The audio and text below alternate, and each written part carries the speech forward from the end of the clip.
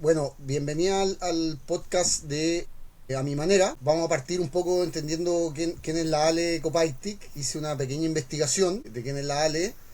Básicamente la Ale, ingeniera en medio ambiente y de recursos naturales, Viña Marina. La Ale, bueno, tuve el privilegio de poder estudiar afuera.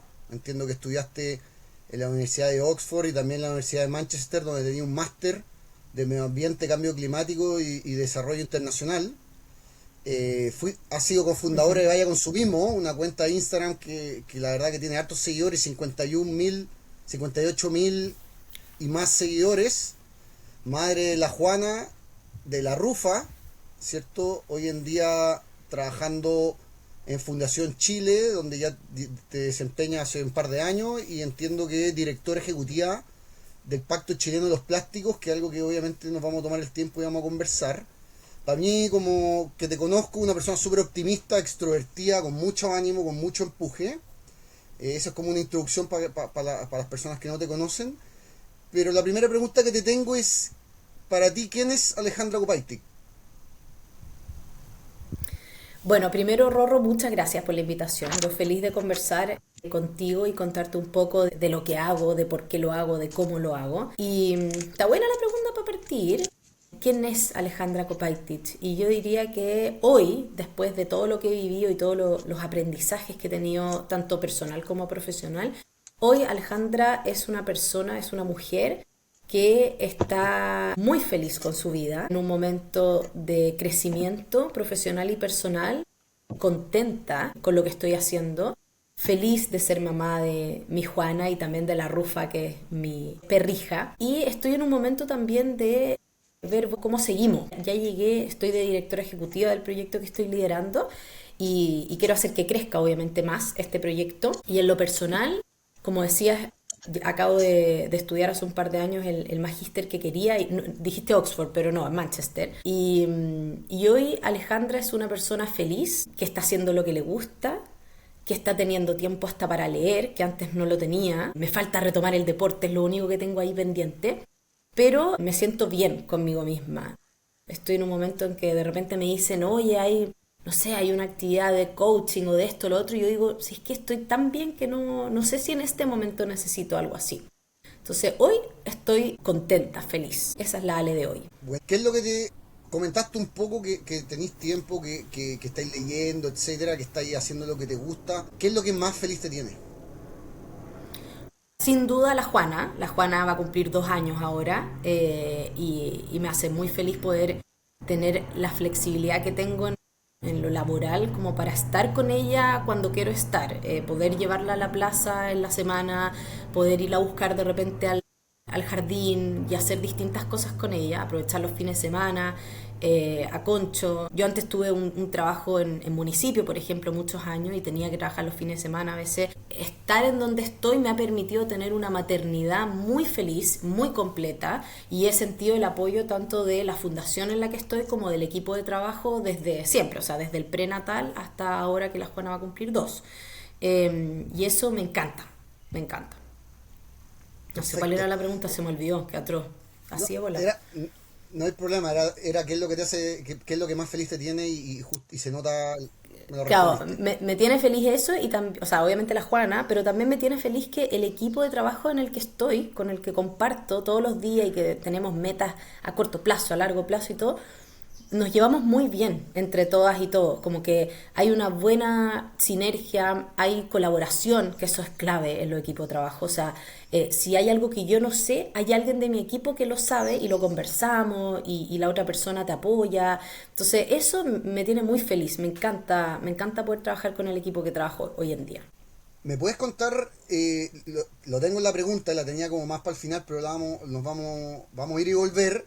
¿Me puedes contar cuál es el cargo que tienes hoy y la organización en la que te desempeñas, que es Fundación Chile?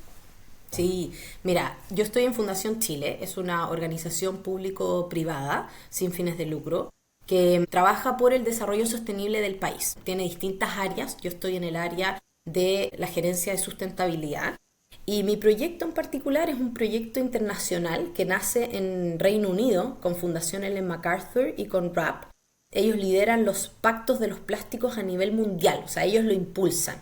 Y en cada país hay 13 pactos en el mundo. En cada país el pacto es ejecutado por una entidad en particular. En Chile es ejecutado por Fundación Chile y el Ministerio de Medio Ambiente. Entonces, eso es algo que me encanta porque no es solo una iniciativa de una fundación o una iniciativa como social, sino que tiene como de todo un poco. Es público-privada, es coliderada con el Ministerio de Medio Ambiente, involucra a diversos actores, o sea, los stakeholders y los actores que están en la iniciativa son desde entidades públicas, empresas, organizaciones de la sociedad civil, gremios, academia, universidades. Entonces es una iniciativa súper completa que me tiene feliz porque yo trabajé muchos años en municipalidad, como en temas de gestión local, de residuos y otras cosas.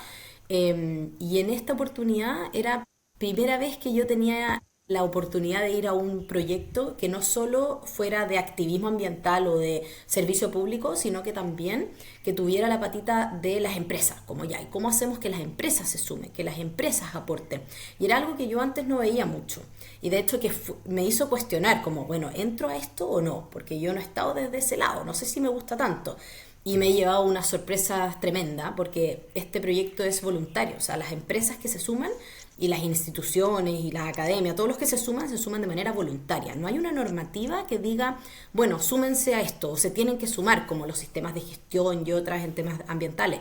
Esto es voluntario. Entonces, en verdad las empresas que se suman tienen ganas de trabajar en economía circular a nivel país. Entonces, eso es lo que hacemos desde el pacto. Trabajamos la economía circular de los plásticos, en específico envases, embalajes y productos plásticos a nivel país. Entonces, como iniciativa tenemos metas. Acabamos de cerrar unas metas que teníamos al 2025 y ahora estamos lanzando, hace poquito lanzamos las nuevas metas, que básicamente tienen que ver con 5 cosas. La primera, con eliminar o reducir, ahora en verdad, ciertos usos de plásticos que no necesitamos en el medio ambiente. La segunda tiene que ver con que los envases, embalajes y productos estén diseñados con ecodiseño, ¿ya? Diseñados para ser reciclables, compostables o reutilizables.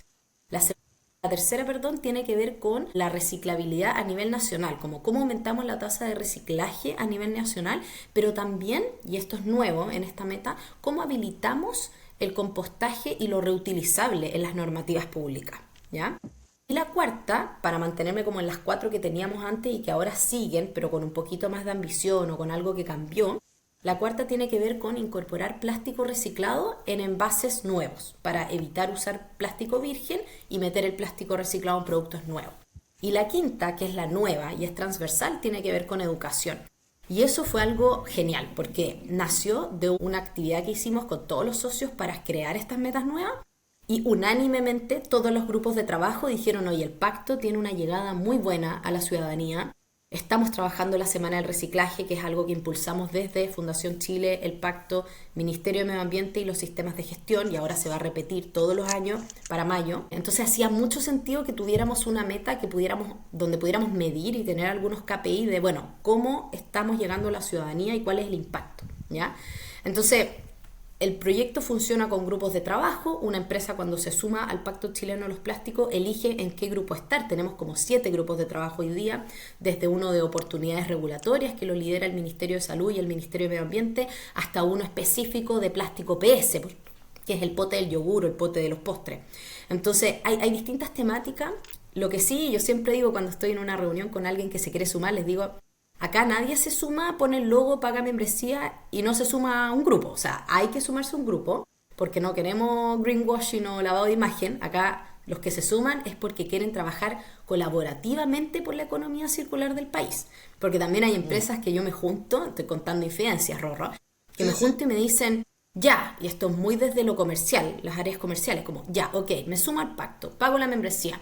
¿Qué gano yo en los próximos 5 meses? Y es como, a ver, no funcionamos así, porque hay grupos, claro, porque hay grupos de trabajo que son súper lentos, son de largo aliento, temas regulatorios que son lentos, temas de laboratorio que son lentos. Entonces, yo siempre digo, ojo, acá uno se suma al pacto por lo colectivo, por el avanzar en estos grupos de trabajo donde en una misma mesa se sienta academia, sociedad civil, entidades públicas, empresas. Entonces, uno tiene una mirada holística y como más completa de los desafíos porque están todos los miembros de la cadena de valor de los residuos plásticos. Entonces, el pacto funciona así.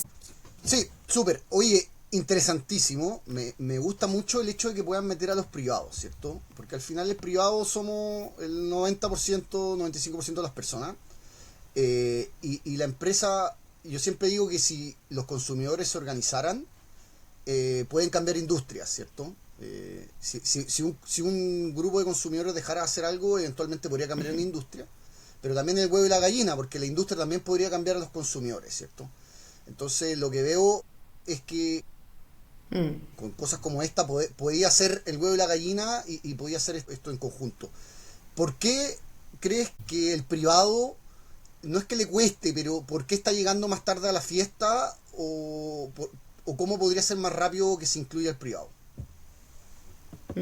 Es una muy buena pregunta, Rorro, y de hecho las últimas charlas que me ha tocado hacer o clases, me han invitado a hacer algunas clases en unos magíster y me preguntan mucho como, oye, qué bueno lo que hace el pacto, me dicen qué buenas las metas, qué bueno como la forma de trabajo, qué bueno que son una red internacional y que está también el ministerio, todo, pero ¿cómo hacemos que pasen de 65 actores a ser 1000 en Chile o ya 200 para partir, 200 empresas?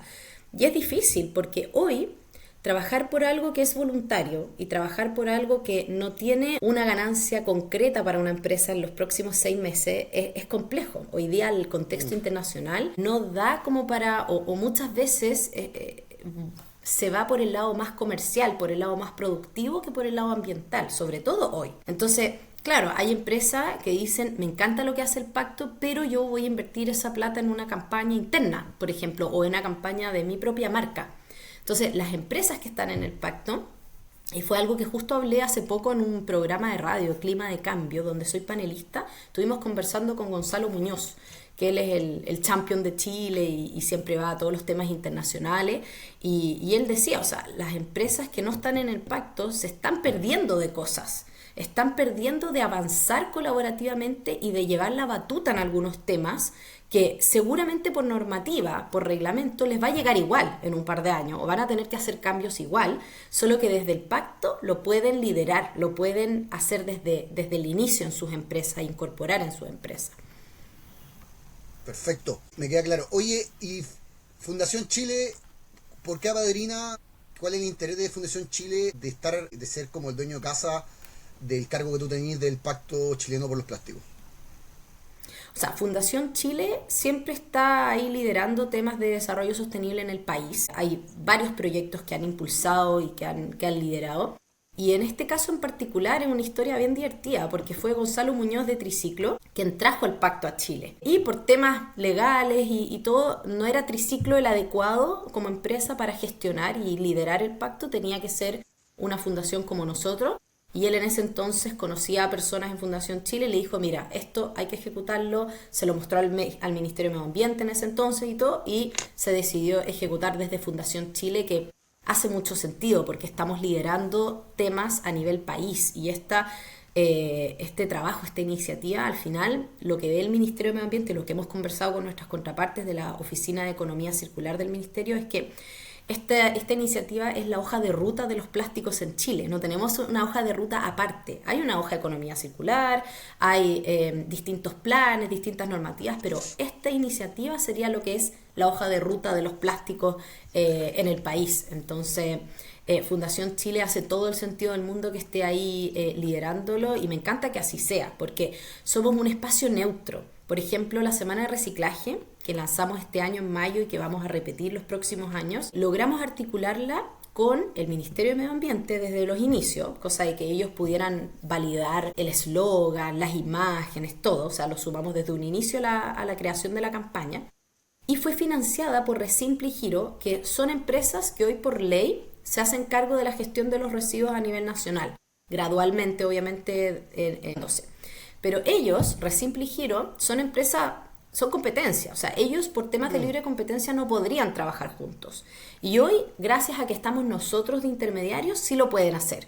Entonces, eso es lo que me gusta, que podemos levantar pilotos, hacer pruebas con precompetitividad de por medio, o sea, empresas que son totalmente competencia, pero que quieren trabajar por un objetivo común, por un propósito común, que yo creo que eso es clave, porque hoy día una empresa por sí sola puede hacer grandes avances en economía circular, en diseño de packaging, pero si queremos lograr cambios reales a nivel país, necesitamos más que las empresas trabajando por sí solas en sus cosas.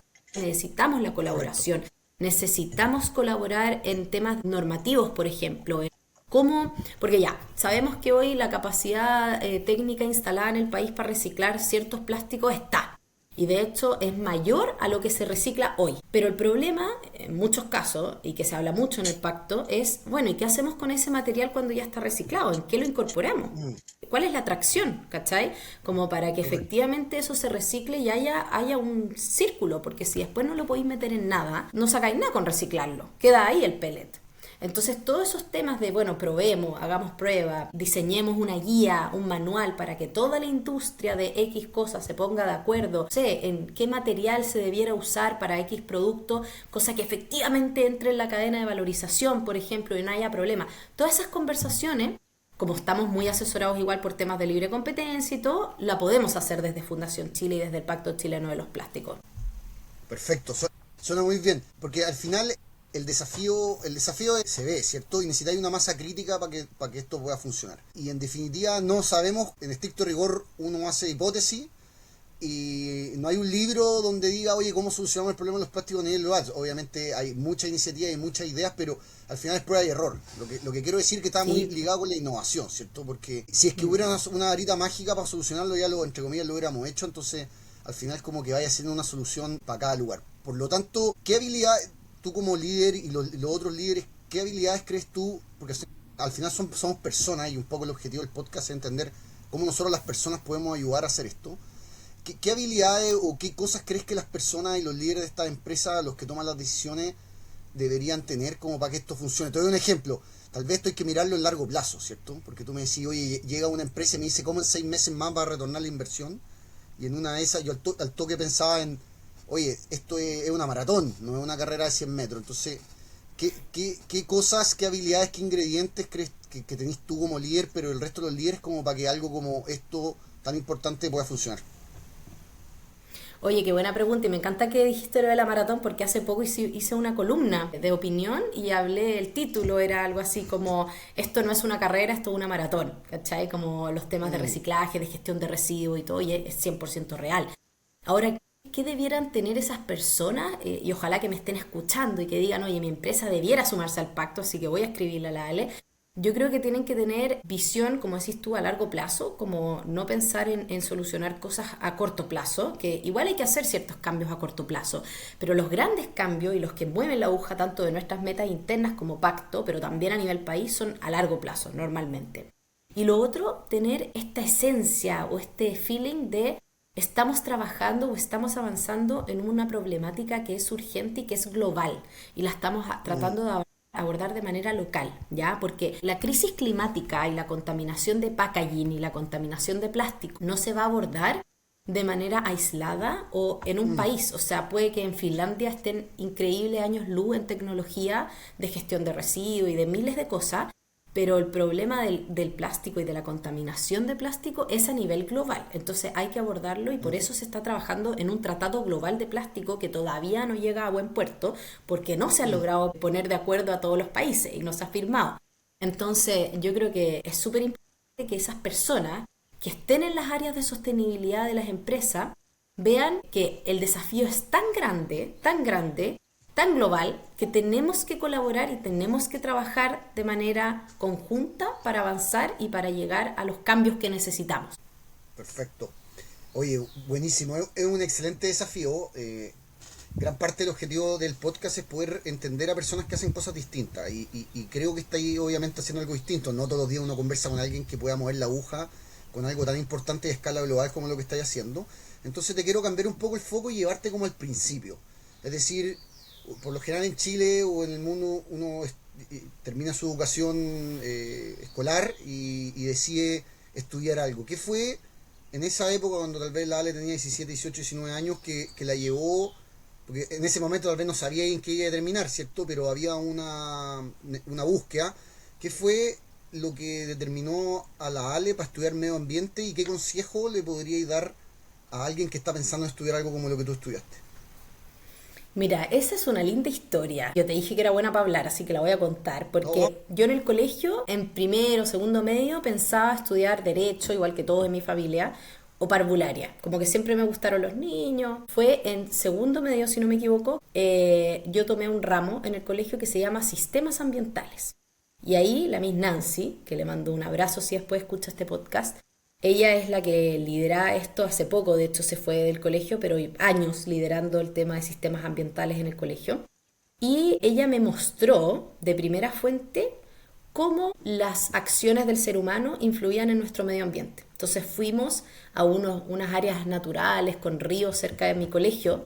Mi colegio está en la quinta región, en Concón, y fuimos a tomar muestras de esa agua, fuimos a tomar muestras de la tierra, las analizamos y en la clase pudimos compartir y discutir cómo nuestras acciones estaban impactando al planeta. Ese fue mi primer acercamiento como a la crisis climática 100%, ya más allá de la teoría, de lo que te cuentan, palpable. en ese momento saber, claro, en ese momento se hablaba de cambio climático y habían otros gases de efecto invernadero, se hablaba mucho, pero no de crisis climática como lo sabemos y lo hablamos ahora. Y ella me mostró esto y además en ese curso, en ese ramo, tuvimos un par de salidas a terreno. Y una de las salidas a terreno fue a Fray Jorge, al parque, y fuimos con un profesor de botánica de la carrera que después yo estudié, Ingeniería Medio Ambiente y Recursos Naturales. Y ese profesor me terminó de encantar con el tema, como que nos empezó a mostrar las distintas vegetaciones, plantas, la simbiosis, los líquenes, todo lo que había en el ecosistema que yo en verdad no había visto antes, como en estudios. Y él obviamente hablaba de la carrera en la que él estaba, o sea, en la que él era profesor en la universidad. Y ahí yo dije, esto podría ser una opción. Y me tincó inmediatamente. Empecé a investigar para ver a qué universidad irme. Obviamente vi varias universidades. No tenía la opción de irme a Santiago, donde sé que habían otra. Pero la universidad que entré era la primera en el país en tener Ingeniería en Medio Ambiente y Recursos Naturales. Y tenía Ah, ok. como hartos. Ya tenía un par de generaciones, entonces sabíamos para dónde se iban a trabajar, cómo se movía el mercado laboral y me gustó bastante la carrera. Obviamente hay cosas que uno cambiaría o que me hubiera gustado profundizar más, pero lo pasé muy bien y fue ahí que me terminé de enamorar de los temas ambientales. Cuando después en un momento de la carrera te dicen, bueno, tienes que hacer una práctica y yo me acuerdo, eran dos prácticas, hice una voluntaria y una como obligatoria. Y en la voluntaria, que era un verano, me acuerdo que mis tíos me decían, ya, pero tienes que irte a la minería porque ahí están las lucas del Mm. país y las cuestiones y los ambientales tienen que estar ahí. Y yo en mi interior era como, es que a mí no me gusta ese tema, a mí me gusta la gestión. Que ese es el Sí, camino normal, ¿cierto? Y ahí como ujú, que ahí tuvo una bifurcación eventualmente, ¿no? sí, Como que estaba el camino que tenías que seguir y como que ahí dijiste, ¿sabes qué? No sé si me llama tanto la atención. exacto. Y de hecho fue ahí que ya mis tíos me decían como minería, minería. Y yo dije, ¿ya sabéis qué? Para que me paren de decir esto, yo me voy a ir a una minería a hacer la práctica para demostrarme a mí misma que no me gusta este tema, ¿ya? Como para decir Mm. mira, yo lo probé, no me gustó. Y me fui a minera a Los Pelambres y tenía turno. Me iba allá, vivía allá de lunes a jueves y estuve 1 o 2 veces, si no me equivoco, todo un verano. Y viajaba. Ellos tenían buses y toda la logística, pero me cargó, lo pasé pésimo, no me gustó nada, hice un análisis de agua ya y no me gustó nada, ni el ambiente, ni la vida, ni el propósito, no sentía un propósito, no me veía trabajando en algo así. Y mi segunda práctica, que era la oficial, porque esta era voluntaria la que hice, la oficial, mandé, te morí, miles de correos porque había una persona de Viña del Mar que no la conocía, me habían dicho que era de Viña del Mar y de mi universidad, pero era mayor que yo y me conseguí el correo, trabajaba en el Ministerio de Medio Ambiente. Y yo dije, me tengo que ir al Ministerio de Medio Ambiente para ver cómo es trabajar en el servicio público y hacer esta práctica. Te juro que mandé 30 correos, así ya no podía haber mandado más correos.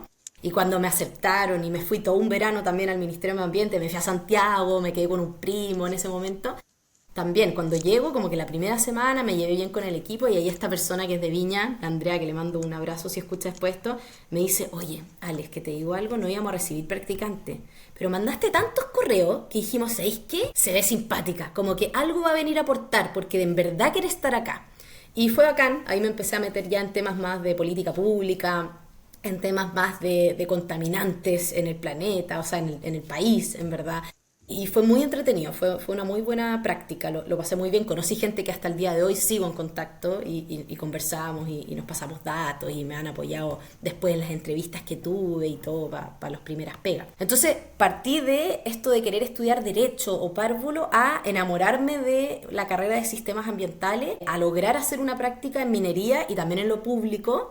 Y ya después cuando entré al mundo laboral estuve muchos años en municipio en Santiago, también trabajé en Fundación Basura, entre medio vivía afuera por una Work and Holiday en Alemania y después ya cuando estaba de vuelta en municipio y también estuve trabajando en un GEF Montaña de ONU Medio Ambiente, decidí y también conversado con Agustín, que llevamos 17 años juntos, como ya, ahora postulo a una beca para estudiar afuera. Y yo siempre tenía en mente, siempre quise postular y yo sabía que me la iba a ganar. Y ahí la recomendación, porque tú dijiste, ¿qué le recomiendas a las personas? Que se crean el cuento. O sea, yo desde chica, cada vez que postulaba una beca, como la beca Botín, que también participé y me gané el 2010, la beca Chevening, con la que me fui a estudiar afuera a Reino Unido, siempre desde que abría la planilla al formulario de postulación, yo decía, esto me lo gané. Y desde ahí partía mi postulación, como esta es mi beca. Y estudié afuera un magíster de Medio Ambiente, Cambio Climático y Desarrollo Internacional en la Universidad de Manchester con la beca Chevening. Y ahí ya terminé de meterme de lleno en el mundo ambiental y volví de hecho a Fundación Chile cuando estaba haciendo la tesis allá. Me contrataron y yo estaba teletrabajando. Alcancé a teletrabajar 2 meses y de ahí me vine a Santiago a estar oficialmente ya presencial. Oye, Ale, yo que te conozco personalmente siempre he visto como el hacer, porque está el optimismo, que es como siempre esperar algo positivo, pero otra cosa es mover los pies, ¿cierto? Yo tenía una persona que quiero mucho que me decía hacer que las cosas pasen, y yo veo que tú haces que las cosas pasen. La beca, cuando las personas tú le preguntas, oye, ¿qué querías hacer? Quiero estudiar, y las personas dicen es que no tengo plata, como una excusa, entre comillas, ¿cierto? Entonces, son 2 preguntas. La primera es, ¿de dónde sacaste esto de hacer que las cosas pasen? De que dijiste oye, yo desde que abrí el formulario yo sé que me lo voy a ganar, eso va a hacer que las cosas pasen.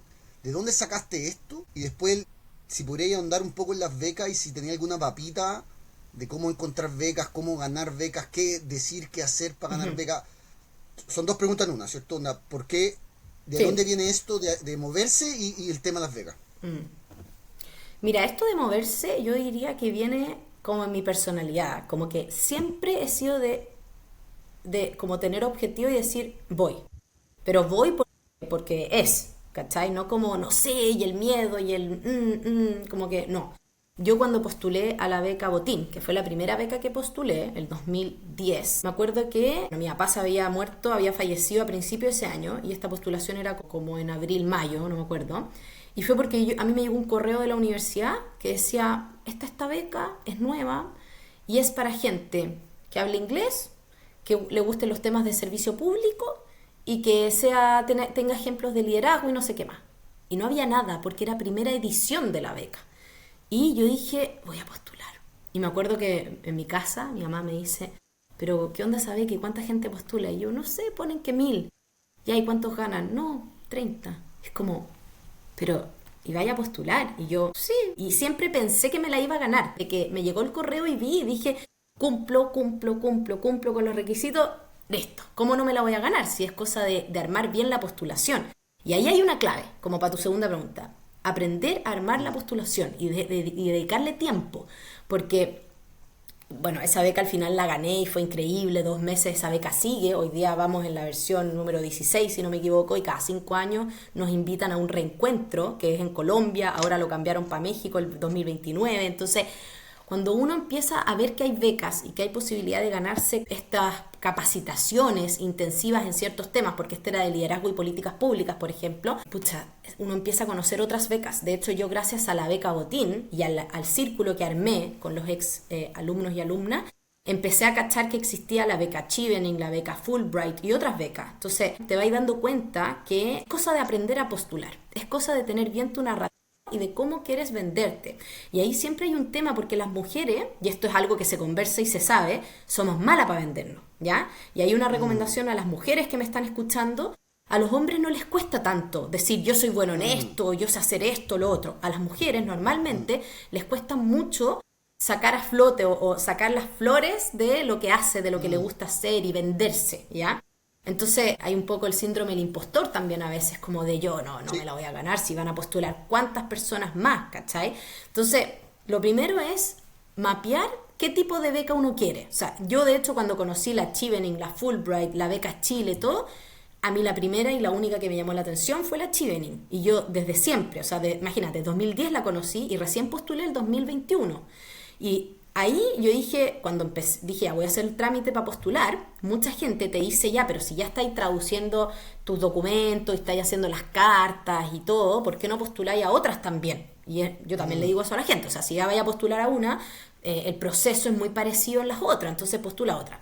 Y yo personalmente solo quería la Chevening, entonces yo postulé solo la Chevening, pero tenía hasta post-it en mi espejo del baño como de te ganaste la Chevening. O sea, a mí de hecho en el proceso de postulación que duró como un año, me acuerdo que me decían, oye, para tal fecha del otro año, no sé, hay un matrimonio o no sé, cualquier cosa, y yo decía, es que yo creo que no voy a estar en Chile, porque en mi mente ya estaba en Inglaterra, ¿cachai?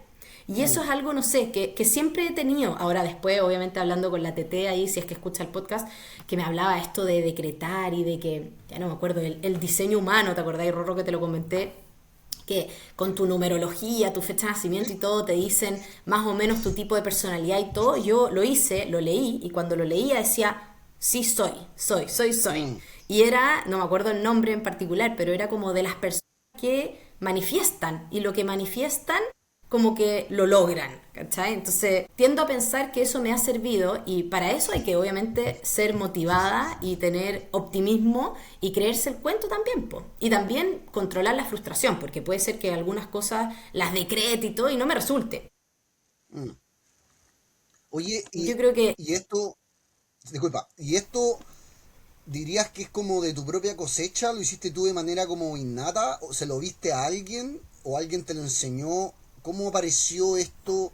Porque ahora, mirando para atrás, es fácil decir que lo manifesté, pero en el momento, uno, ¿de dónde viene esto? ¿Lo inventaste? ¿Lo viste? ¿Te lo enseñaron?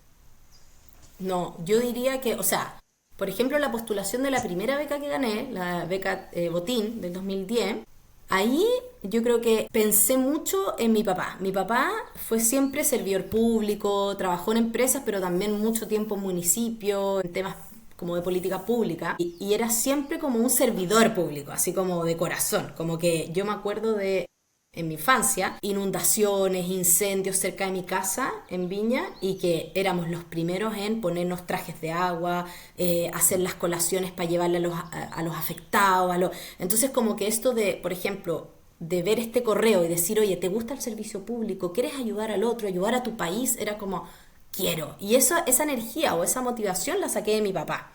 Esto de la manifestación y todo, no, nunca vi ni uno de estos libros que hay, ni de estos documentales, sé que existen, y cada vez que yo decía algo como, no, si yo lo voy a lograr y ya lo decreté, me decían, ah, como tal película o como tal cosa, y yo, ¿verdad? No, para mí era como algo interno, como algo de creerse el cuento, de decir, esta es la mía, por aquí tengo que ir y bien, ¿cachai? Y mi mamá siempre se reía de mí, pero en el buen sentido, como que me encontraba que, no, te va a resultar, me decía, porque ya lo estáis pensando, ya, listo, un, dos, tres, te veo en Manchester, ¿cachai? Pero la verdad es que nunca leí ni estudié del tema. Me salió como que lo fui conversando y me hacía sentido. Y así me gané, bueno, la beca.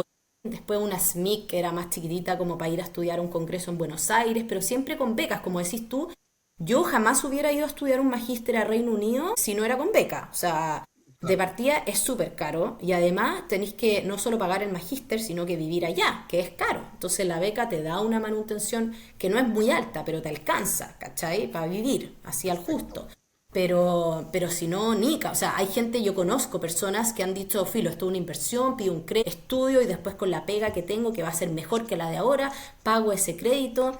Yo no tengo esa como capacidad de tabla Excel en mi cabeza o de como tirar ese tipo de proyecciones, ¿ya? Como numéricas. Entonces, para mí la opción era beca o beca para estudiar afuera. Perfecto. Oye, buenísimo, porque si uno para a un desconocido en la calle, varios te van a decir, oye, yo quiero estudiar más. Te pueden decir un sinfín de cosas.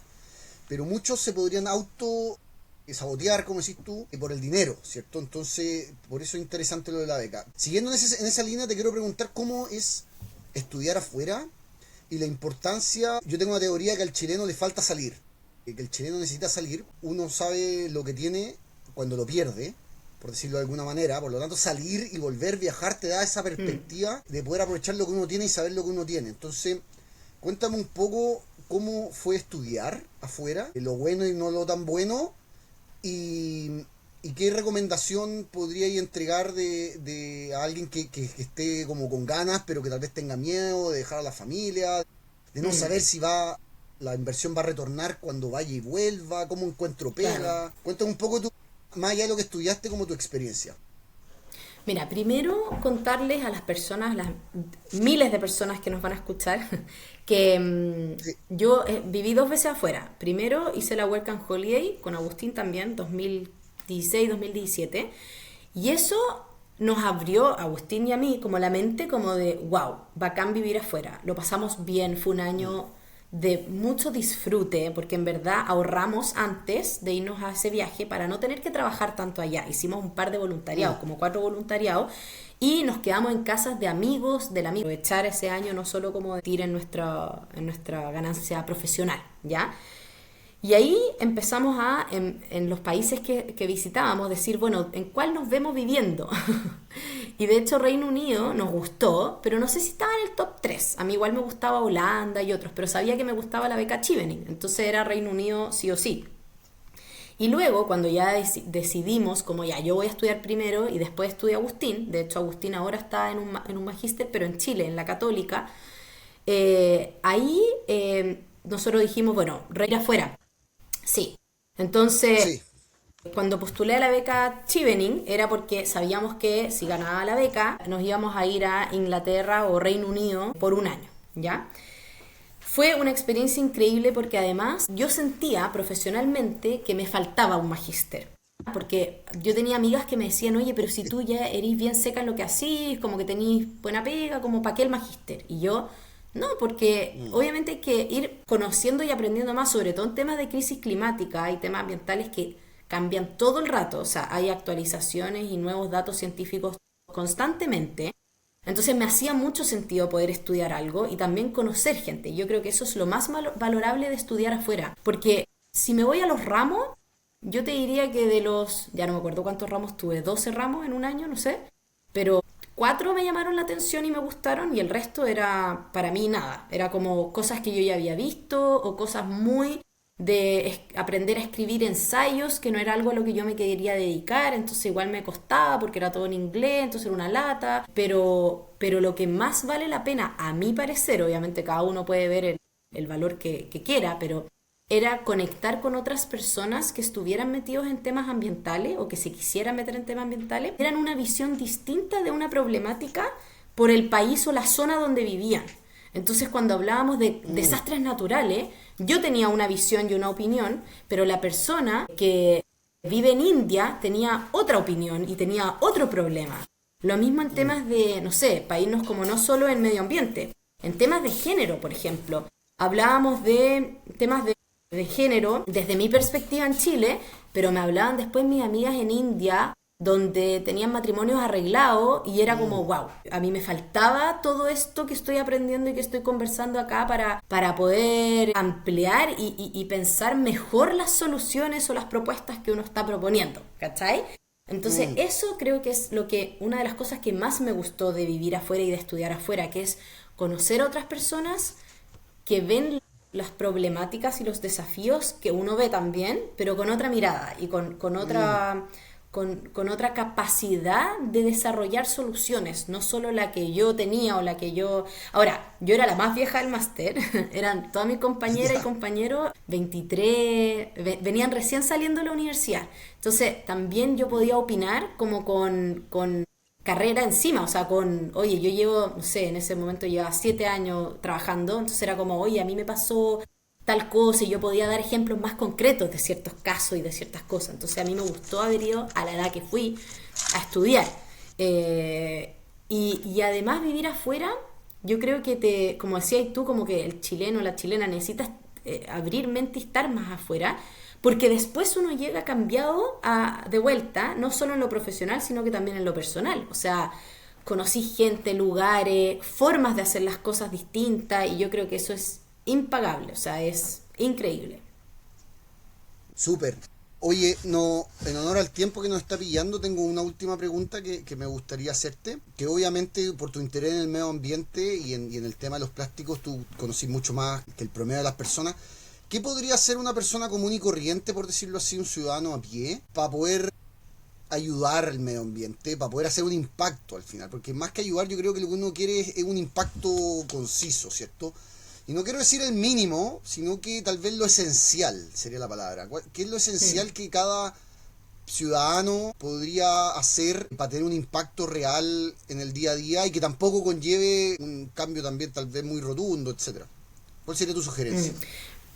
Mira, esa pregunta me encanta porque desde el lado más del activismo, desde el proyecto, por ejemplo, Vaya Consumismo, que nació hace muchos años con Agustín y que nos dedicamos en ese momento, ahora está medio en stand-by, pero Que no nos alcanzamos ni a dedicábamos conversar de eso.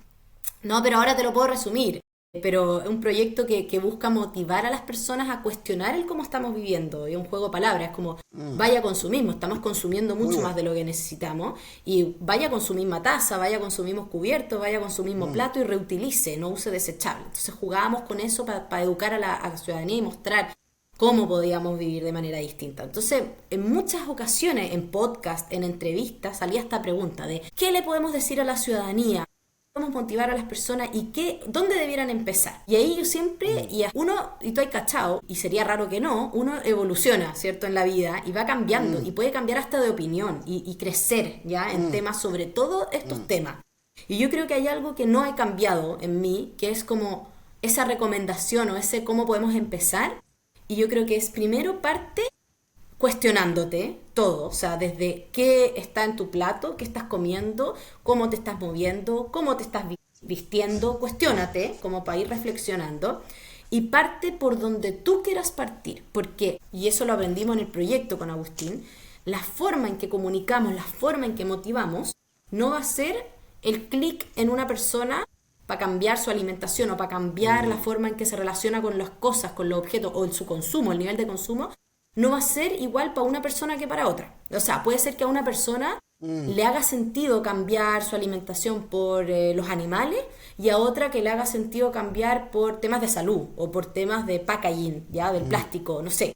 Entonces, lo mismo para el reciclaje. O sea, hay personas que empiezan porque les hace demasiado sentido hacerlo, porque es parte de tu rol como ciudadana, pero hay otras personas que lo hacen obligadas porque dicen, bueno, mis hijos lo están haciendo en la casa y como que tengo que dar el ejemplo. Y hay otras que no están ni ahí y no lo van a hacer. Entonces, primero cuestionar y después empezar por lo que te haga sentido. Si a ti, de todas las estrategias de la economía circular, por ejemplo, rechazar, reducir, reparar, reutilizar, compostar, reciclar, reflexionar, reincorporar, todas las R's que se te ocurran, si a ti te hace sentido partir por hacerte cargo de tus residuos orgánicos, genial, porque más del 58% de tus residuos son orgánicos.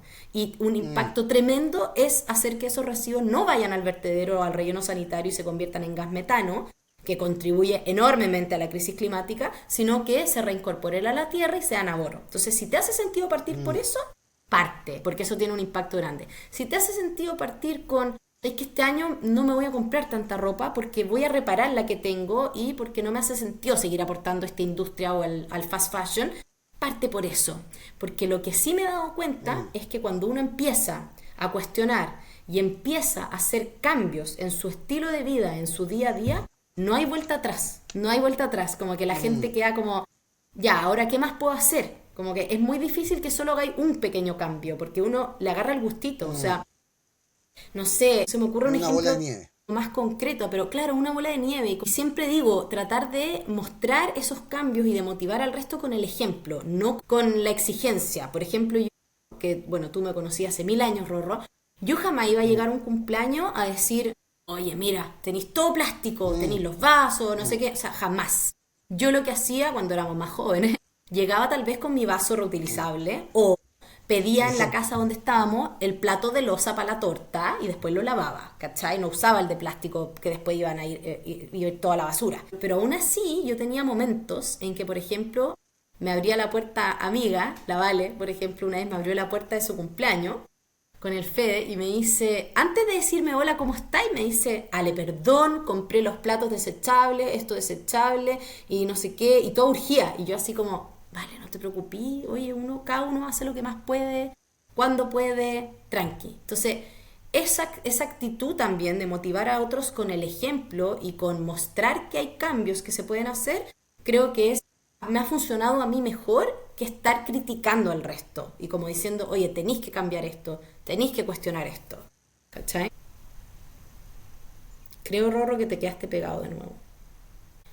Esto sigue grabando, así que yo les puedo seguir contando cosas mientras Rorro se suma. Así que si quieren empezar, creo que empiecen por donde les haga sentido. Busquen otras cuentas también, busquen otras cuentas o artículos o publicaciones científicas que les hagan sentido y donde quieran aprender o explorar un poquito más el cómo vivir de manera más sustentable. La palabra sustentable, crisis climática, ecológico está medio manoseado, pero sí creo yo que hay que pensar en cómo puedo yo vivir de manera más respetuosa y responsable con el medio ambiente del cual somos parte. No ver al medio ambiente como algo ajeno a nosotros, no decir voy a cuidar la naturaleza porque sí, porque voy a ir a plantar un árbol allá, o voy a ir a cuidar la naturaleza porque voy a ir a un área natural lejos de mi casa. Yo seguía hablando rorro, ¿viste? Sino que Sí, pensar la naturaleza como un todo, ¿cachai? Como decir, bueno, somos parte de esa naturaleza, entonces tengo que cuidarlo. ¿Y sabéis qué? Algo que justo hablé en un programa también hace poco. Muchas personas piensan que el planeta se va a acabar. Al final el planeta no se va a acabar, el planeta va a no, seguir, el planeta nada. va a estar ahí. Sí.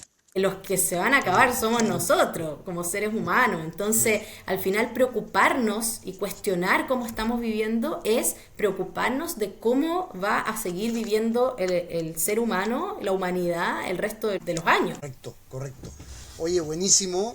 Muchas gracias por poder compartir tu historia. Obviamente la idea es poder inspirar a nuevas personas que quieran hacer las cosas de manera distinta como tú lo estás haciendo. Así que de ya te doy las gracias por la sinceridad y energía para continuar con el desafío, que no es un desafío menor para nada.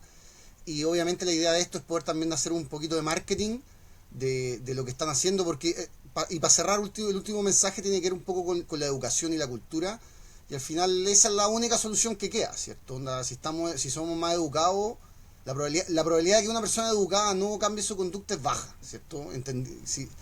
Esa es como al final la manera que yo creo que todos queremos hacerlo. Así que nada, pues vale, te quería dar las gracias por tu tiempo y que te vaya muy bien. Gracias, Rorro, a ti. Yo feliz de conversar y si hay que repetir alguna parte porque se quedó pegado, me avisáis nomás y tiramos un par de líneas de nuevo. Así que nada, pues un Súper. abrazo para ti y para la Maca. Cuídate. Oye,